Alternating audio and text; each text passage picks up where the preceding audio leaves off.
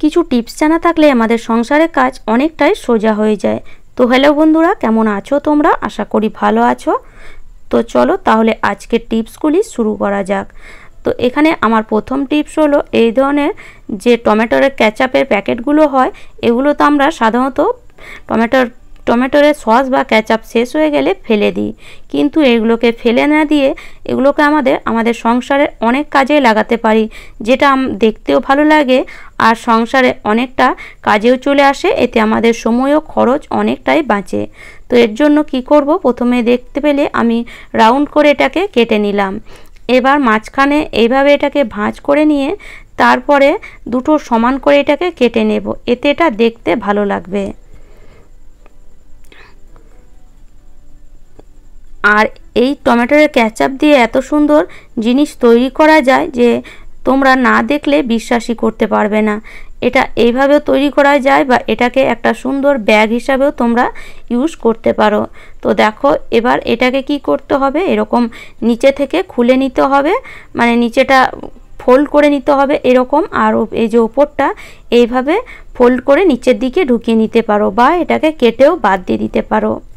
তোমরা যদি চাও ওপর থেকে একটা যে কোনো সুন্দর কাপড় লাগিয়ে দিতে পারো বা চিটিয়ে দিতে পারো, এতে এটা দেখতে আরও ভালো লাগবে। পেছনটা এইভাবে আমি একটা হোল করে নিলাম কেটে, এতে কি হবে, এটা আমরা যেখানে খুশি সেখানে টাঙিয়ে দিতে পারবো। তো এই যে একটা সুন্দর অর্গানাইজার তৈরি হয়ে গেল, এর মধ্যে তোমরা নানান জিনিস রাখতে পারো। এটা যদি তোমরা রান্নাঘরে রাখো, তো রান্নাঘরে অনেক জিনিস এর মধ্যে কিন্তু আমরা রাখতে পারি। সেটা যে কোনো জিনিসই হতে পারে। ধরো রান্নাঘরে অনেক এমন বাসনপত্র হয়ে যায়, আমাদের রাখার জায়গা থাকে না, আর আমরা তো বাসন যেখানেই যাই সেখানেই কিনতে থাকি। তো এক সময় এত বাসন হয়ে যায় যে এই ছোটোখাটো বাসনগুলো রাখার জায়গা থাকে না। তো এই ধরনের চামচ যদি তোমাদের বাড়িতে অনেক হয়ে যায়, তাহলে এই চামচগুলো এইভাবে এই টমেটোর কেচাপের প্যাকেটের মধ্যে যদি রেখে দাও, দেখো এটা দেখতেও ভালো লাগছে আর এর মধ্যে অনেক জিনিস কিন্তু চলে আসবে। বা যদি যে বড় হাতাগুলো হয়, সেগুলোও দেখবে আমাদের অনেক হয়ে যায়, অনেক সময় রাখার জায়গা থাকে না, তো সেগুলোও কিন্তু এর ভেতরে খুব সহজেই রেখে দিতে পারো। দেখো এর মধ্যে কত জিনিস চলে আসছে। তো এটা তোমরা রান্নাঘরে যে কোনো কাজে ইউজ করতে পারো।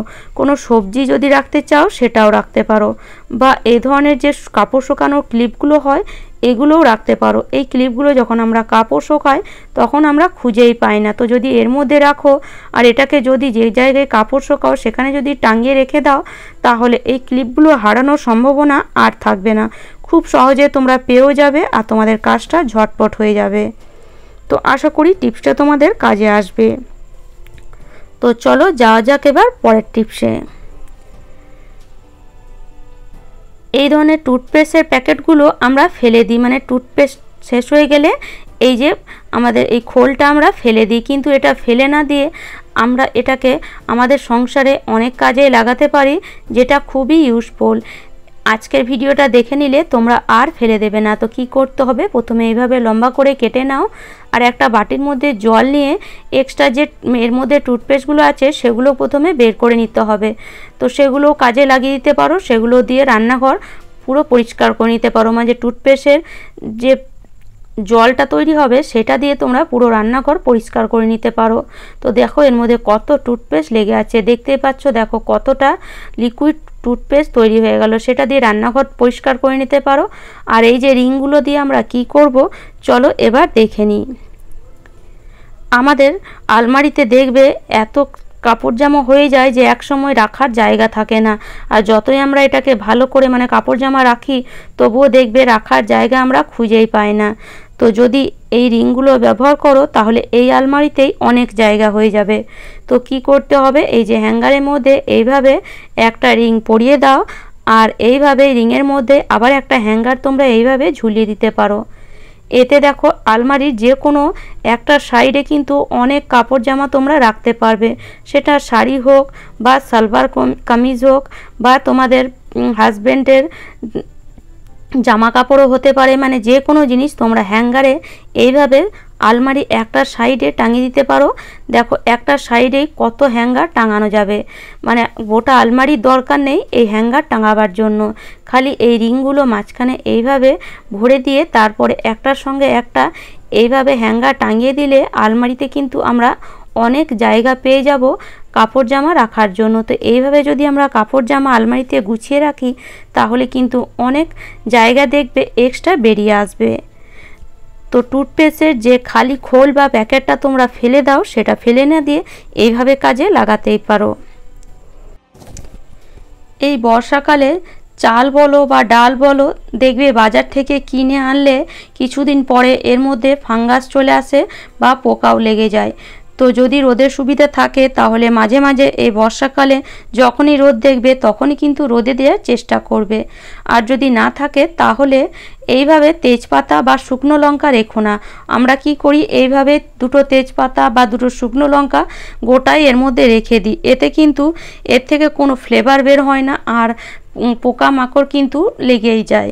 তো এইভাবে তেজপাতা বা শুকনো লঙ্কা না রেখে এটাকে যদি একটু ছোট ছোট পিস করে এইভাবে কেটে এই ডাল বা চালের মধ্যে রাখো তাহলে শুকনো লঙ্কা বা তেজপাতার যে ফ্লেভার সেটা কিন্তু খুব ভালো মতন বেরিয়ে আসবে। এতে কিন্তু এই ডাল বা চালের পোকা বা ফাঙ্গাস লেগে যাওয়ার ভয় আর কিন্তু থাকবে না। এইভাবে পুরো ডাল বা চালের মধ্যে মিশিয়ে দাও, তাহলে দেখবে আর রোদে দেওয়ারও প্রয়োজন পড়বে না। অনেকেরই রোদে দেওয়ার সুবিধা থাকে না বাড়িতে, যারা ধরো ফ্ল্যাটে থাকে তাদের তো রোদ খুবই কম মানে তারা দেখতে পায় বা রোদে দেওয়ার মতন জায়গাও থাকে না। তো এইভাবে যদি কেটে কেটে শুকনো লঙ্কা বা তেজপাতা ডাল বা চালের মধ্যে রেখে দাও তাহলে আর রোদে দেওয়ারও প্রয়োজন পড়বে না। যে কোনো জিনিস আমরা কিনে আনি এই ধরনের প্যাকেটের মধ্যে আর দেখবে জিনিসটা কিছুটা ব্যবহার করার পর কিছুটা প্যাকেটের মধ্যেই থেকে যায়। সেটা চাউমিনও হতে পারে, সুজিও হতে পারে বা যে কোনো খাবারের জিনিস হতে পারে। আর এই প্যাকেটটা আমরা এইভাবে মুড়ে রাখলে দেখবে ঠিকঠাকভাবে কিন্তু থাকে না, আবার এটা খুলে যায়। তো প্যাকেটটাকে তোমরা যদি সিল করে দাও তাহলে সেটা আর মানে খোলার সম্ভাবনা থাকবে না।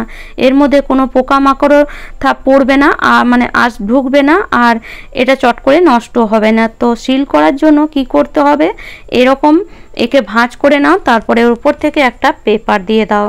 পেপারটা দিয়ে এইভাবে পেপারটার উপরে যদি একটু আয়রন করে দাও দেখবে এই প্যাকেটটা এত সুন্দর সিল হয়ে যাবে যে তোমরা না করলে চোখে বিশ্বাস করতেই পারবে না। দেখো আমি আয়রন করে দিয়েছি, এবার আমি তোমাদেরকে দেখাচ্ছি। দেখো মানে যেখানে আমি আয়রন করেছি পুরোটাই কিন্তু সিল হয়ে গেছে। আমিও ভাবিনি যে এতটা সিল হয়ে যাবে। তো আমি এক্সট্রা অনেকটাই এটা মানে সিল করে ফেলেছি, এটাকে কেটে বাদ দিয়ে দেব। আর দেখো ছোট্ট একটা প্যাকেট তৈরি হয়ে গেল। আর এটা সিল করার জন্য এটা কিন্তু নষ্ট হবে না। এটা আমরা যতদিন খুশি ততদিন এটাকে রেখে দিতে পারি। আশা করি টিপসটা কাজে আসবে। আমার মতন তোমাদেরও ফ্রিজে কি এরকম বরফ জমে যায় আর তোমরা ভাবছো যে এই বরফ জমাটা কিভাবেই বা তোমরা মানে এর সমাধান করবে, কি করলে বরফ জমবে না। তো এর জন্য এরকম একটা প্লাস্টিক নিয়ে নাও আর প্লাস্টিকটাকে এইভাবে দুপাশে কেটে দাও। হ্যান্ডেলটা কেটে দাও, পেছনে অংশটা কেটে দাও আর এইভাবে লম্বা একটা প্লাস্টিক তৈরি হয়ে যাবে। এটাকে আবার মাঝখান থেকে এইভাবে কেটে দিতে হবে।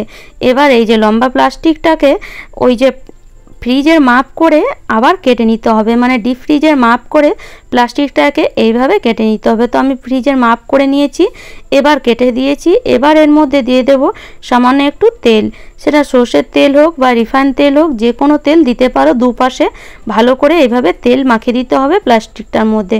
এবার প্লাস্টিকটা এই ডিপ ফ্রিজের মধ্যে এইভাবে বসিয়ে দাও।